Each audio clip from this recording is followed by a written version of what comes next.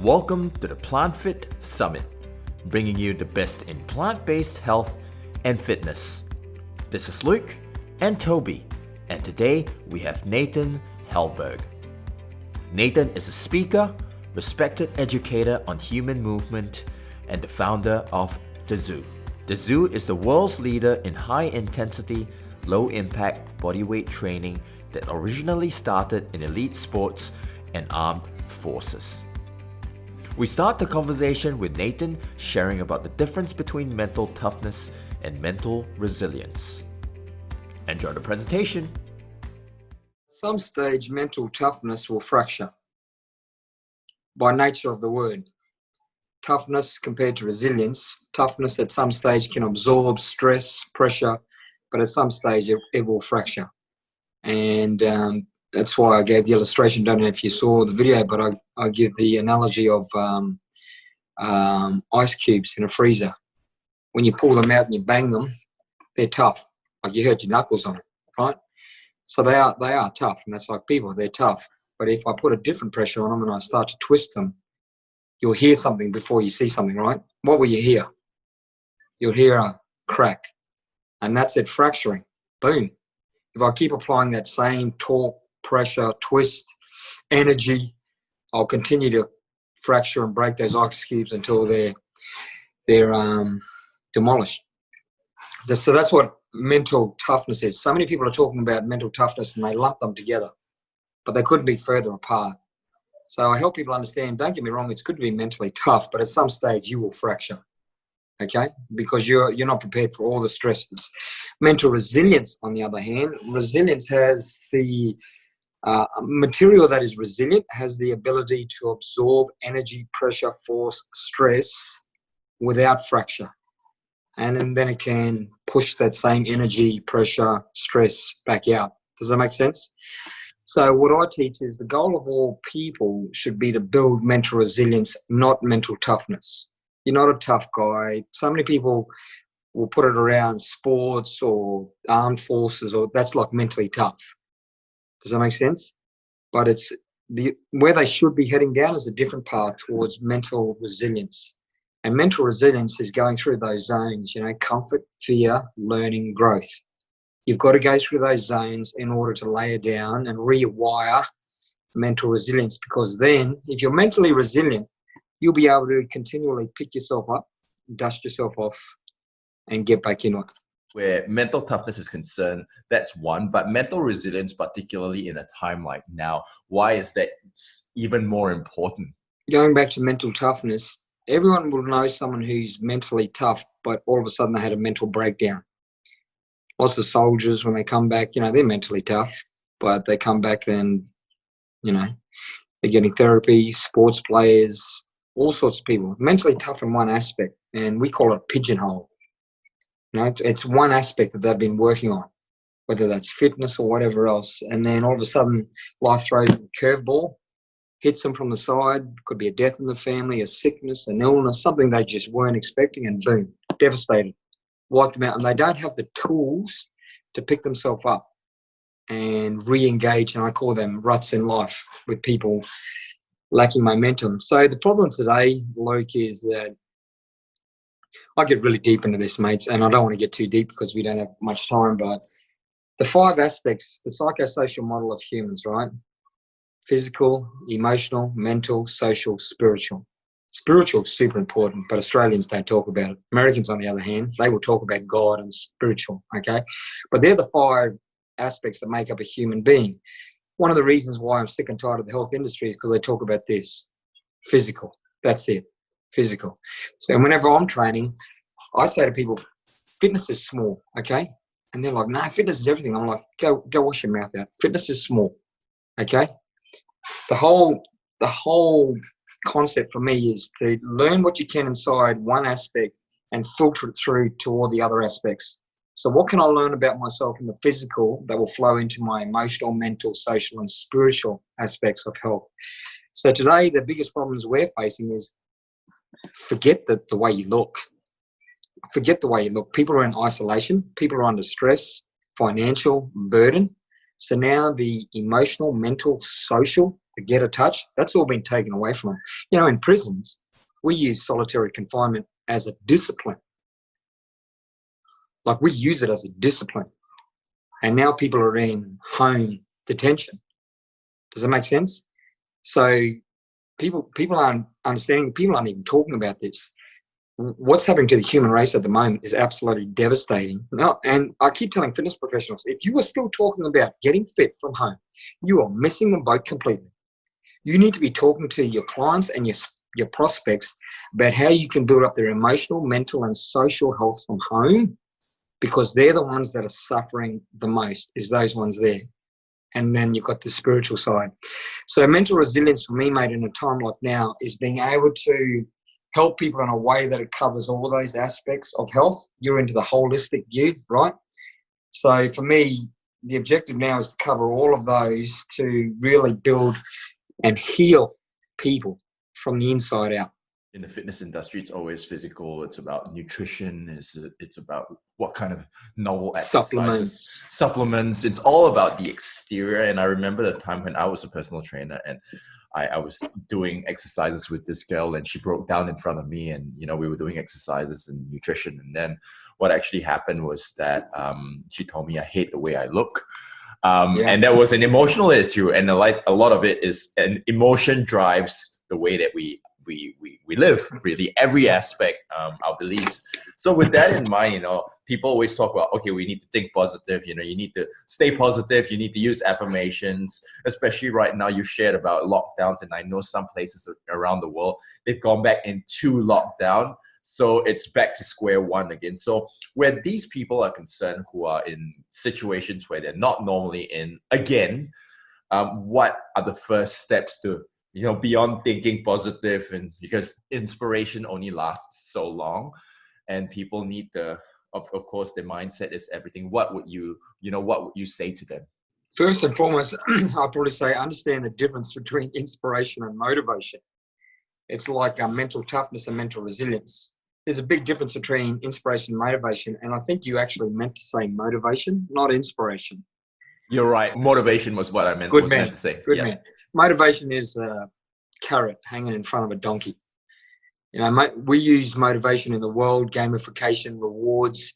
We use that to make people act and behave a certain way. So one thing, and social media is rampant with motivational quotes and all this garbage. Like, who cares?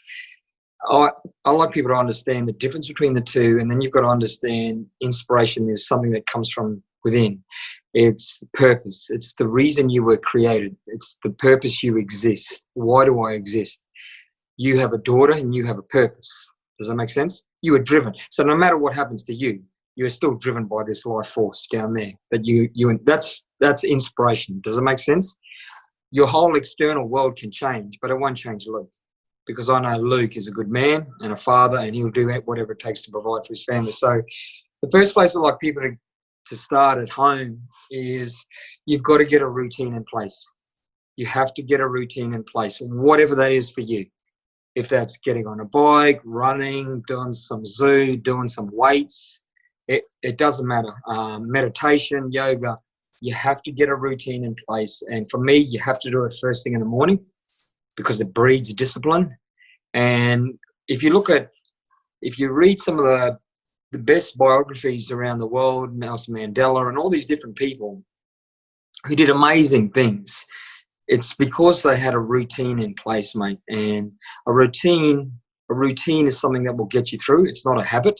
Lots of people make the mistake again that they try and turn their health routine into a habit because they think it's unimportant, so they want to do it mindlessly so they can go and do whatever else with their life that's enjoyable. And I slap these people around and I say routine will never be a habit. Okay, so for these people, mate, who are going back into lockdown, the first thing they need to do, I recommend, is start a routine and get a routine in place. The next thing to do is nail it, nothing more. Nail it. Don't make it big. If you're out of shape or you haven't been doing something, 10 minutes. Get some wins under your belt, because it starts to build that up. Does that make sense? Belief drives behavior, Luke. So once I start building up their self-belief, I know their behavior will change according to their belief structure. again, I go really deep with people when I do one-on-one coaching, and it's all about building their what's about stripping them back, finding where that person is, and it doesn't take long when you're with me doing Zoo. It doesn't take long, and it's good, mate, because it gets emotional really quick. But that's where I find the person who's hiding behind all those barriers they put up, and then they'll open up to me about things they won't tell anyone else because I've earned their respect and I'm there with them, and then I can help them to build from there up and help them in a way, mate, that they don't need me anymore. Does that make sense? I don't want them to be reliant on me. I've got more people to help. So it's about building them up and then going on and helping other people. Well, you said a lot there, Nathan, and definitely it's about, meeting people where they're at and really setting morning rituals. I think morning rituals are definitely key. How you start the day is how you end the day. You mentioned purpose as well. I think purpose is fleeting, and purpose, like for me, of course, I've got a little girl and a little daughter. Some people who are maybe in lockdown, who maybe are facing job insecurity out there and lacking purpose. What would you say to them? Take yourself, your health, your self-love, and move it to number one on your priority list. Move it above your family. Move it above your career, above everything else that you're stressing and freaking out about. Because if you fail physically, emotionally, mentally, like if you break down, everything else that is reliant on you will crumble. So I'll give you a story. 6 weeks ago, my wife rang one of my mates. He's a president of a big whiskey company over here. And my program called the Helberg Mind Code is about doing one-on-one coaching with people who are on the path, business professionals, on the path to nervous breakdown, burnout, whatever you want to call it. He's an ex-quarterback, mid-50s, alpha male, running 2 companies. My wife started telling him about my program and he said, I'm in. He didn't know too much about the program, but he knows me. And so, mate, when I talked to him, I said, we need to bring that man who was there 20 years ago. He was an ex-bodybuilder like you, mate. And he said, this is how bad he was. He said, I don't think that man's still there anymore. I was like, okay, we'll see. Within 3 days, mate, he was posing in the mirror with me. Like I just lit him so full of mana, so full of energy, mate. He was like going home, posing to his wife and all of this sort of stuff. Did all of the stress around him stop? The answer is no. But what I create is space off their chest. I give people space off their chest so they can breathe and they can compose themselves and then they can attack it. The problem is it's like fighting. I used to box, mate. I don't know if you've done martial arts and things like that, right? Whenever you're in a stance, if someone gets inside your pocket, they can do damage inside your pocket, correct? So what you need to do is control that space and then you need to control the distance, correct? And I don't know, I was always taught by my boxing coaches, control the distance, control the distance, control the distance. Because if they get inside your zone, Nathan, they can hurt you. Well, no different to life. So these people you're talking about that are spiraling out of control, they have no offense anymore, nothing. So all the things that have no place being in their home life, work, coming home stressed in your relationship, drinking alcohol, taking drugs, gambling, all that sort of stuff, feeling guilty because they're not spending time with their family, all of it comes down to them. That's it. It all comes down to them. And they'll say to me, yeah, but Nathan, I've got this, I've got this, I've got this. And I said, no, all of that stuff means nothing. Because if you have a nervous breakdown right now, what happens to all that stuff? And they say, well, it just doesn't get done. I'm like, correct. So the first place we start is you. We need to get you to the top of the priority list because as men, we normally put ourselves on the back burner. We'll take care of that later. I've got to help other people. There's more people. This mate of mine, he doesn't wave his hand up and ask for help because he's an alpha male. So he's using coping mechanisms like alcohol and everything else to try and deal with his stress. He doesn't want to talk to anyone. He said, people come to me with their problems. I don't go to people with my problems. So, mate, the first place to get them to start is themselves. And that's where that daily routine is, and helping them get that mindset that, you're right, I need to be selfish. I need to focus on me, because when I am pouring, where energy goes, or where focus goes, energy flows. When people pour energy into themselves, everything around them flourishes. And I know that from experience, mate. Everything around them flourishes when they pour that energy and focus into themselves. You are the anchor for the family. You're, at the end of the day, your existence and your mindset towards how you live and serve your family starts with you. So that's really, really important there. And I think you mentioned fitness and Zoo. I mean, yeah, I know you're the founder of Zoo. I definitely want to get into now, what is Zoo and why did you decide to start Zoo? Well, I was in my early 30s, was lifting heavy weights, was right into powerlifting, was 30 kilos heavier than I am now, and I had a broken body. My youngest brother was training at Sydney Olympic Centre in 2000 as a gymnast, and we smash each other as brothers do when you get together. So I'd take him to do weights, 3-rep max, and then he would take me to do some movement. I'm an ex-B-boy. I used to dance when I was younger. So I thought I could move, and mate, the first time I moved, if there was a catalyst, if you asked me what was the catalyst that set you on a journey, it was the very first time I went to do a bear crawl again. That's what set me on this path, mate. I crawled about 4 meters. I got up. I thought both my shoulders were about to dislocate, just because that's how vulnerable and weak they were. Strong inside laterals and all those other movements, but just to crawl on the ground, I felt like I was going to dislocate my shoulders. I was so stunned with what had happened to my body that I didn't want to leave it like that. So I went and trained by myself in a park, mate, for 2 years or 18 months by myself, and then I started training with mates. So for the first 18 months, there was no Zoo. It was just me in a park, training by myself, filming my videos, going home, assessing my movement. I sucked at movement. I sucked, mate, because my body was broken. And then I slowly just rebuilt my body, and I got to understand movement again. I never wanted to lift weights while I went through this phase, so I recorded all my benchmark lifts, and every 3 months I'd go in and test my strength, because I knew as my body stripped body fat, I didn't want to lose strength as a man. So I had a very methodical approach to doing it. So as far as it being inclusive, that's where I came from. So whenever I see people who move poorly, it just reminds me of me. That's why there's no egos in Zoo, mate. It's not about being fit and strong. Don't get me wrong, you need to be fit and strong for life. But to start your journey with Zoo, it's about me doing my best to find an entry point for you to start, because I know where Zoo can take you on that journey.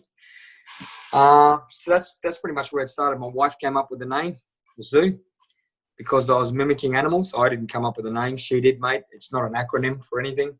And I love telling that story. That's just the honest truth of where it comes from. And the first session I ever did, mate, I was nervous as hell. And I had my brother and 2 mates in a park in Currumbin on the Gold Coast. And that was the very first session I did. And absolutely crushed them in about 13 minutes. They were like, bro, cooked. And that's what I knew. And then the first time I did, I knew it had potential in sport. One of my mates was a provincial rugby player, forward. I got him to do iguanas in a studio, up and back. Took him about 4 minutes. And he said, I think that's one of the hardest drills I've ever done. And that's when I knew that sports was missing a huge component of movement in sports. And through my connections, that's how I moved really quickly to elite sports, and I started consulting. You brought up a very interesting point about, sucking at movement. And I thought, especially for people at the couch, people not at, even afraid of going to the gym or hate the gym. What would you say to people like that who are just kind of just like, I don't know about that. I don't know. This sounds really tough. I don't know how to start. My joints ache. You can only drag a horse to water, mate. Seriously. I'm pretty straight with people. For a lot of people, mate, the pain has to get to a certain level before they'll act.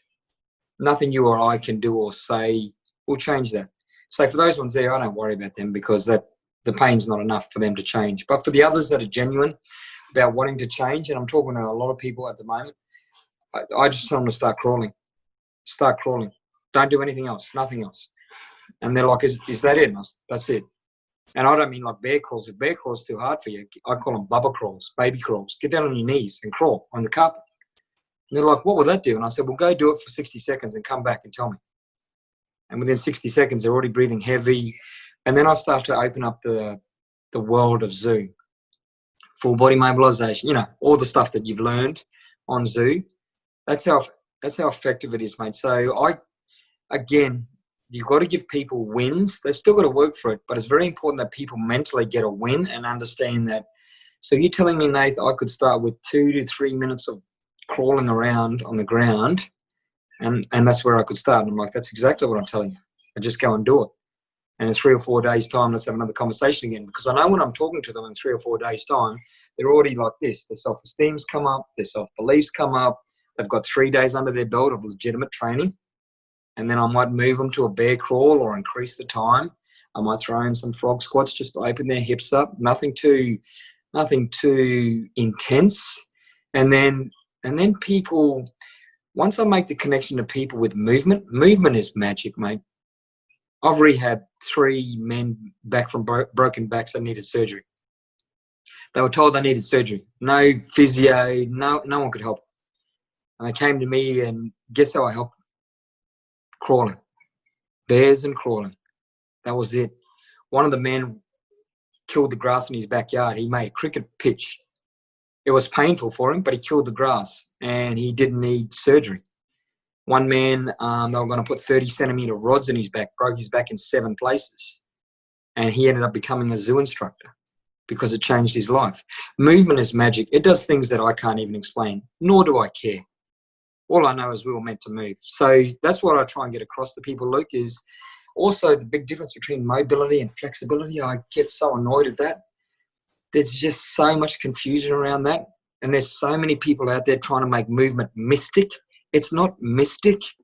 We were born to move. Watch kids move. I've trained with Olympic athletes and told them your training session today is to go and keep up with my son when he was 7.5. Just do what he does. That's it. That's your whole training session. And they thought I was joking. I said, you got to keep up with him for 15 minutes. Every body positioning he gets in, you get in. Within 7.5 minutes, these are Olympic athletes coming back to me going, I'm done, man. I'm finished.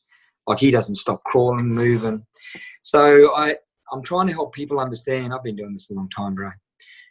You know, I've been doing this a long time. And it's unfortunately, it's swimming against the tide, because the tide of the industry is telling people to use machines, telling them you need more than just plain movement. Whereas, mate, when I presented the main trade shows over here in America, my stand is pretty empty, right? Because I sell movement. So I've got all these people walking past me going, what are you selling? And I'll say culture, inclusivity, human touch. They're like, whatever, bro. But the good coaches will stop and talk to me. The movements that you do share and that I know about are very primal, and I watch my daughter do it, and I look at my daughter with such awe at the way her hips move and the way she just drops down into a squat. Perfect squat. I know of people who are really strong at the gym but pull their back out reaching for the washing. Back beans. Yeah. You know, it's just simple things. Why is that? And how does that relate to movement? It's because they're only moving in set planes of motion under load. That's the honest truth of why that was me. That was my broken body when I started my journey. I was very good at deadlifts, power cleans, and all of these one-dimensional movements, but you put any lateral trunk rotation into it, my goodness, I'd herniate a disc doing that. So it's helping people to understand that you need to move on all planes of motion. That's what mobility is, strength through range of movement or motion. For all the elderly people that are listening in, you need to understand that spending time on the ground is a good thing because it's moving your body, but it's also building proprioception with the floor. So if you do end up slipping, you won't panic and we won't elevate your heart rate too much. We also need to make your wrist load-bearing. What does that mean? Well, when you crawl around on the ground, we get to mobilize this wrist under pressure. So that means that you are less likely to get an injury if you slip and you put your hand out to brace your fall.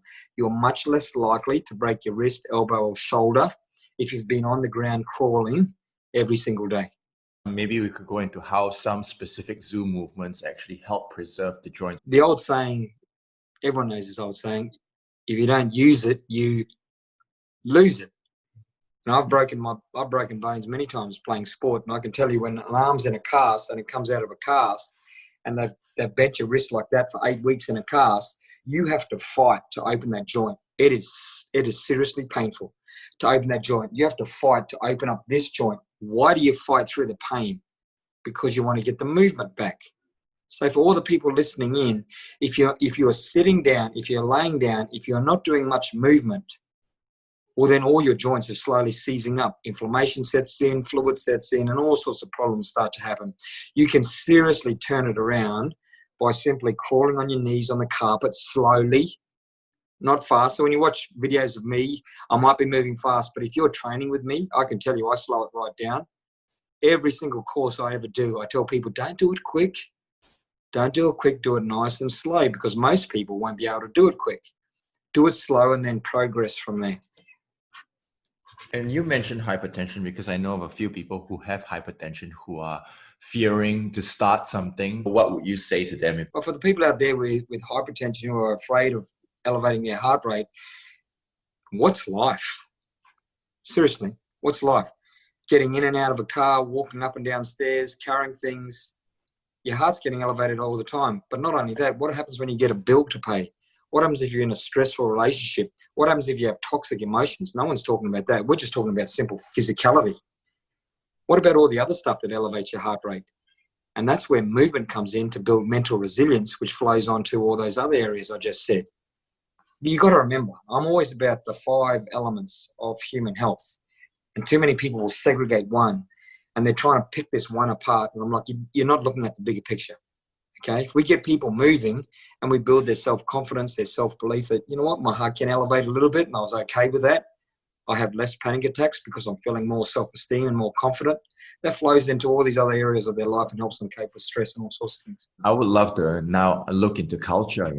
I know you're big on culture, and you know, maybe you could define what this culture that you keep sharing about is, and how does it relate to the world that we live in today. I was raised on specific core values. My dad was a missionary man for 15 years in the islands. So I was raised on the Bible. I was raised with respect for your elders, respect for women, all that sort of stuff. Truth, honor, all these things that have just gone missing in the world today. So I didn't mean to form the culture of Zoo. It's just who I am as a man. I remember vividly being on public transport when I was a young boy as an apprentice, and my dad would say to me, if an old person gets on this bus, mate, you get out of your seat and you give that seat to the old person. And I still do it to this day. So all the core values that I was raised with underpin the brand of Zoo. The strong serve the weak. No egos. Respect has to be earned. All those sorts of things that underpin Zoo is because of the core values and principles I was raised with. So when it comes to culture, we have a very inclusive culture. Now, everyone's using the word culture, so it's been watered down, unfortunately, and it doesn't mean much to people anymore. But our culture is an inclusive culture. What does that mean? Well, it means that when you come in, we will always work hard, okay? And you know that, Luke. Like when you come and do Zoo, as Luke said before, you've got to be the best version of yourself. It means you've got to work hard. Otherwise, what's the point? Go and do something else you're passionate about. And I'm honest with people. But when you come to us, because we're always about building mental resilience, we'll always make you work hard, but inside an inclusive environment. That means lots of positive affirmations, picking you up off the floor, telling you to go again, keep moving. But we're not yelling at you from the sidelines. We're doing the work with you.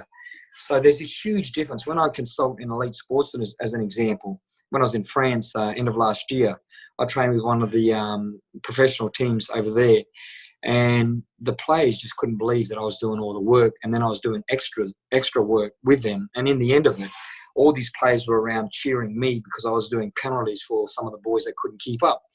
Then they open up and tell me things like I'm their brother that they wouldn't tell any coach. And that's because that's how humans work. That's how humans work. So our inclusive culture is something that is very hard to articulate, but it's something that you have to feel. And in the islands, we call it mana, energy. You'll feel the culture when you're in it. It's one of those environments that keeps you coming back for more. You might always be scared of the work and the work rate that we do, but the culture and the community will keep bringing you back because it's gone missing in the world. The human touch has gone missing, especially now. I know one of your quotes is inspire one, inspire many. What does inspire one, inspire many mean to you? It's a ripple effect. if you inspire a person, and I don't mean motivate them, if you inspire them, if you give them purpose, if you answer the why to that person, and when we do it in Zoo, we teach them movement, we teach them the purpose behind the movement, we teach them entry points and all the rest of it, and they leave and they say it's life-changing for them. They go away and then they're like this flame. They're like this flame. They've been around this fire and they're this flame, and then they go away and they're able to spark people around them. And whenever I do a certification, I say to people, help anyone. Your mum, your dad, your brother, your sister, anyone you love. Help them with this, because you now have the tools to help these people. It's what families need. It's what communities need. Communities, at the end of the day, mate, are families put together. That's what a community is. There's not enough people standing up in communities, helping communities. And I'm a straight shooter with that stuff. We need more people standing up and building communities back up, because that's what they need. They need people to stand up. So inspire one, inspire many means that going away and having the ability and the practical tools to be able to inspire people around you. That being said, the other thing I teach when I teach leadership and mindset to organizations is leadership is a lonely path, okay? It's a very lonely path. So you can be all inspired, then you can go back and then you can be knocked from pillar to post. No one wants to listen to you. No one wants to change. And all of a sudden the flame is where? Does that make sense? I've been doing this. I told you my story, where Zoo comes from. It's in 68 countries now. If I didn't have this undying self-belief, it would never be here. But it's just who I am, and it's just my genetics, maybe. So when people say to me, oh, Nath, it's not working, I say to them, if I was there, it would be working. Does that make sense? Belief drives behavior. Belief drives behavior. So you need to backtrack. You need to look at yourself, self-belief, and then remember what I taught you. Leadership is a lonely path, and that's true leadership. True leadership isn't when everyone's patting you on the back and it feels great and that's not leadership to me. Leadership is moving against the status quo, is moving ahead of the curve, being proactive, and maybe being the only one who is saying it, but having this undying belief, this is the way we need to move. Really about service for other people, serving the weak as well, because I think when you come from a place of generosity and giving, I think that's where it all starts, and to make this world a better place, or make this world a more connected place. So, Nice. So with all these social distancing, with physical, a lack of physical touch. I mean, we're humans, we're emotional creatures. What would you say to people who are feeling isolated? Be proactive. All right. The longer you stay in isolation and are left alone with your own thoughts, you're in a bad place. Okay. And I know this from experience. I've worked with lots of alcoholics, drug abusers, and lots of programs, and asked to develop programs because their drop-off rate was shocking. And it's because when you are left alone and you are not in a community that is supportive, that is active, that is moving forward, that is vibrant, when you are not in that and you're left alone, well then, if you don't have any sort of structure, routine to get you through, well then old habits come back.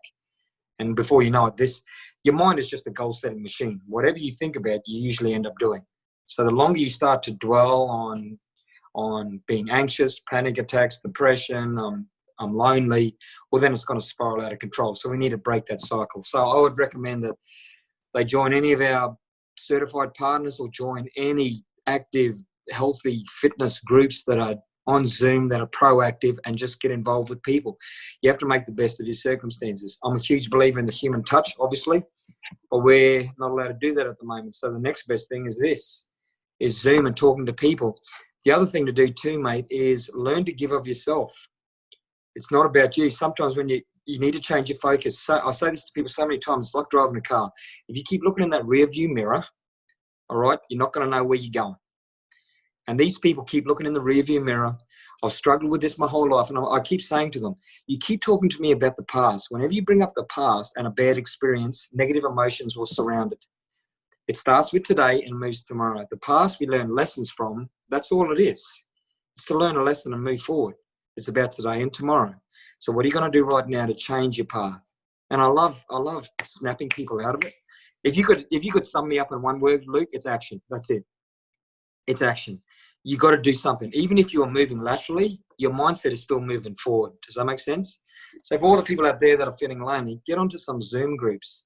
Put yourself out of your comfort zone.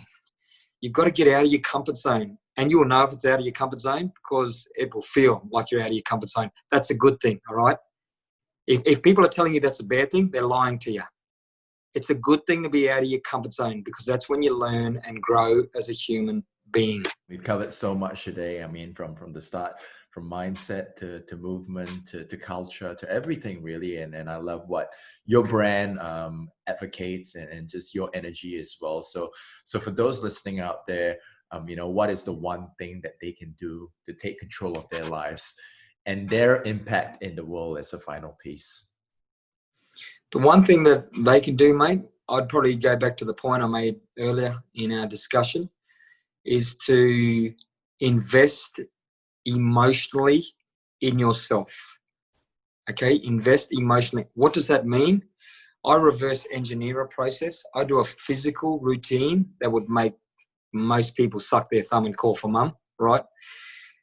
I do that every single morning, not to impress anyone, but to test my self-belief and mental resilience. I call that emotionally investing in yourself because it's an emotional experience. It is that hard. Physically, you have no option but for it to become an emotional experience. And that's what I call, no one's using this term, Luke, emotionally investing in yourself. People are talking about self-development, personal development, all these sorts of things. I talk about emotional investment in you as a human. Put yourself to the top of the priority list. To all the people listening in, put yourself at number one. Learn to emotionally invest in yourself.